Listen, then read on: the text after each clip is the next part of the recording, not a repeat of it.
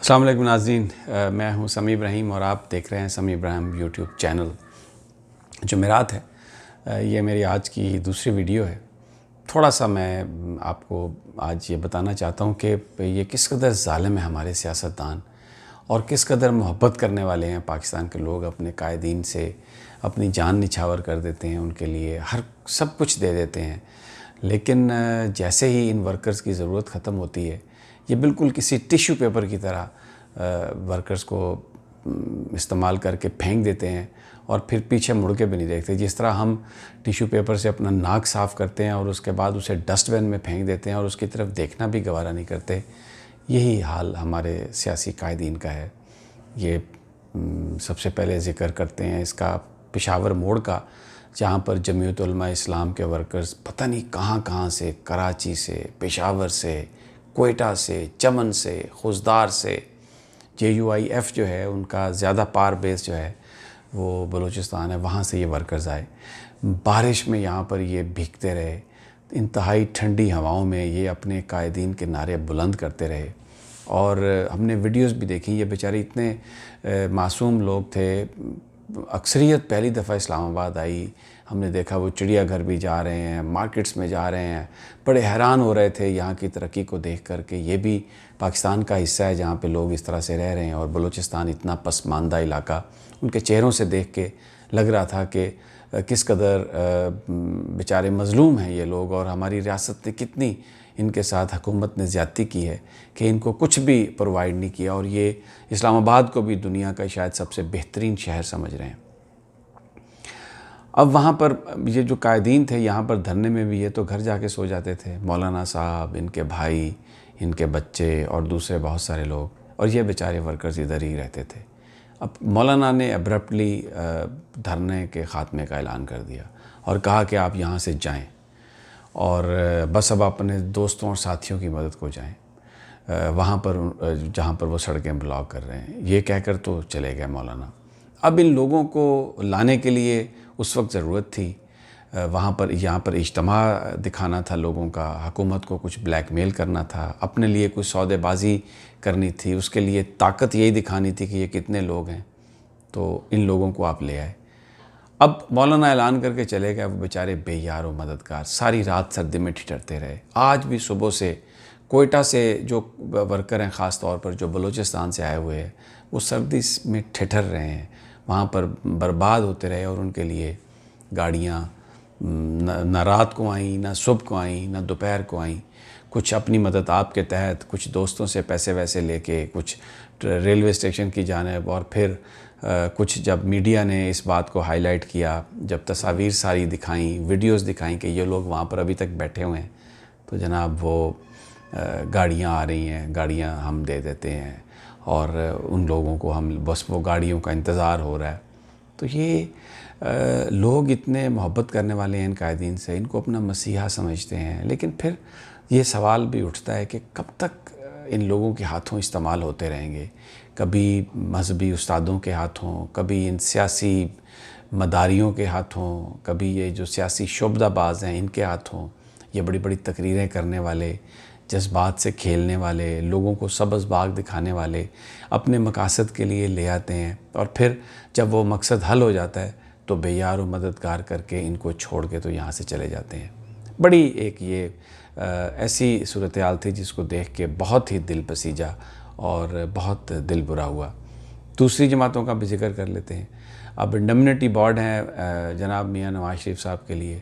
تو کوئی پارٹی کا قائد وہ دینے کے لیے بانڈ تیار نہیں ہے، اس کو سیاسی مسئلہ بنا دیا ہے۔ وہ سرمایہ دار جو یہاں پر لمبا مال بناتے رہے نواز شریف صاحب کے دور اقتدار میں، وہ سب غائب ہو گئے ہیں۔ ورکر جاتی عمرہ کے سامنے کھڑے ہیں بیچارے، کوئی کہہ رہا ہے میرا گھر لے لو، کوئی کہہ رہا ہے میرے سارے پیسے لے لو۔ وہ اپنے قائد سے محبت کرتے ہیں، نواز شریف صاحب سے محبت کرتے ہیں، تو وہی وہاں پر وہ قربانیاں دینے کے لیے۔ اور یہ جو چوریاں کھانے والے مجنوں، جو لوٹنے والے مجنوں، جو سب کچھ مال بنا کے غائب ہو گئے، وہ آج بھی یہی پالیٹکس کر رہے ہیں جی، عدالتوں میں جائیں گے، بانڈ کو چیلنج کریں گے، اصول کی جنگ ہے، میاں صاحب کو نہیں بانڈ دے کے ہم بھیجیں گے۔ بھئی میاں صاحب تو بیمار ہیں، آپ بانڈ دے دیں، ان کے بانڈ کی کیا ضرورت ہے، محبت کا ثبوت دیں۔ یہی حال پیپلز پارٹی کا۔ بھٹو مرحوم کے لیے بھی لوگ خودکشیاں کرتے رہے، لوگ اپنے آپ کو جلاتے رہے، محترمہ کے لیے بھی جلاتے رہے۔ اب وہ بلاول بھٹو کو بھی یہی سمجھتے ہیں کہ وہ بے نظیر کا صاحبزادہ ہے اور وہی ان کا مسیحا ہے، وہی ان کا نجات دہندہ ہے سیاسی طور پر، لیکن آپ ان کی گاڑی کے نزدیک نہیں جا سکتے۔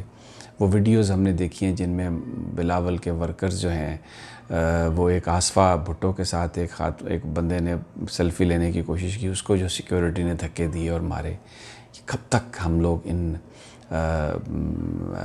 بڑے بڑے لوگوں کے ہاتھوں بیوقوف بنتے رہیں کہ ایک بڑا سوال ہے،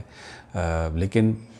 میڈیا، سوشل میڈیا خاص طور پر بڑا وائبرنٹ ہے، وہ یہ تمام چیزیں دکھاتا ہے، بتاتا ہے، اور لوگوں کو بڑی اس سے آگاہی ہے اور ہو بھی رہی ہے۔ لیکن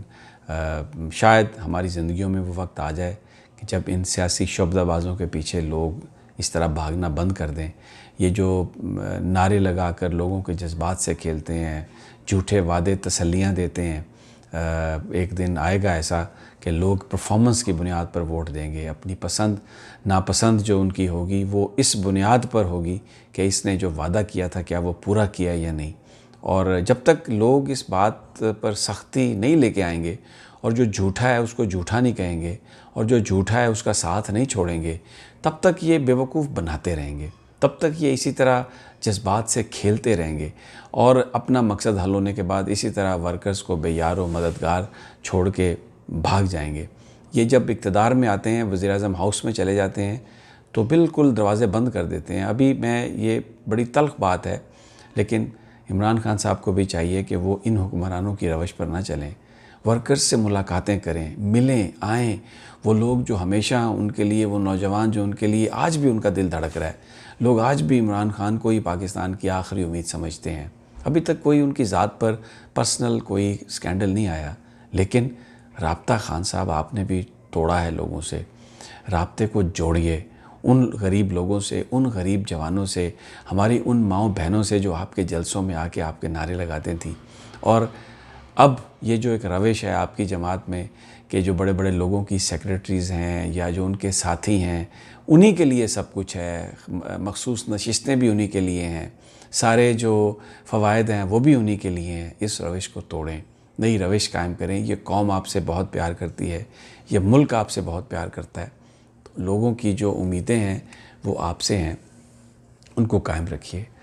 ANP میں ہم دیکھتے ہیں وہاں پر بھی یہی صورتحال ہے، اور خاص طور پر یہ جو ریلیجس پولیٹیکل پارٹیز ہیں ان کے اندر بھی یہی صورتحال ہے۔ ورکرز کو استعمال کیا جاتا ہے اور استعمال کرنے کے بعد پھینک دیا جاتا ہے، کوئی گھوم کے پھر کے دوبارہ ان کی طرف آتا بھی نہیں ہے۔ یہ جو اسلام آباد کا دھرنا ہے، یہ جو میں نے شروع میں آپ کو بتایا، آپ یقین کریں یہ بہت الزام لگاتے تھے کہ تحریک انصاف نے صفائی نہیں کی اور بعد میں سرکار کو صفائی کرنی پڑی۔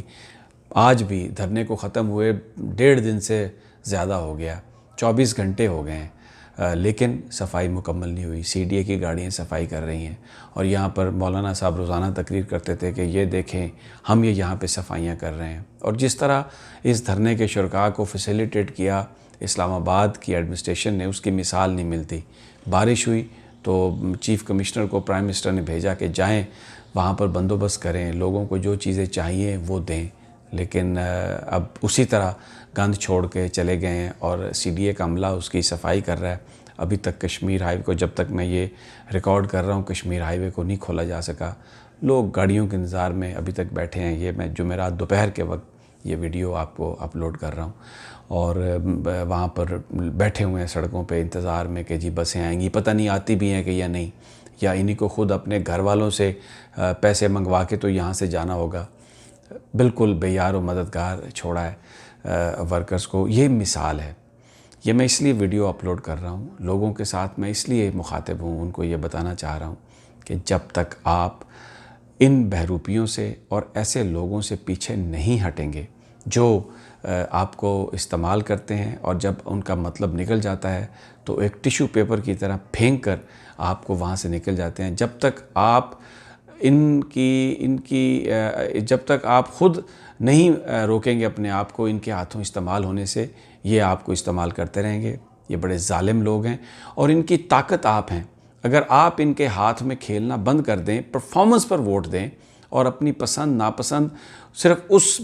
بنیاد یہ بنائیں کہ جو اس نے وعدہ کیا تھا الیکشن کا وہ پورا کیا یا نہیں کیا، اور جو اس کے مطالبات ہیں وہ کیا ہیں، یہ آپ کو استعمال کرتے رہیں گے۔ بہرحال یہ بڑے دردناک مناظر تھے، میں نے سوچا کہ میں آپ کے ساتھ یہ شیئر کروں تاکہ لوگوں کو اس کا پتہ چل سکے، اور ہو سکتا ہے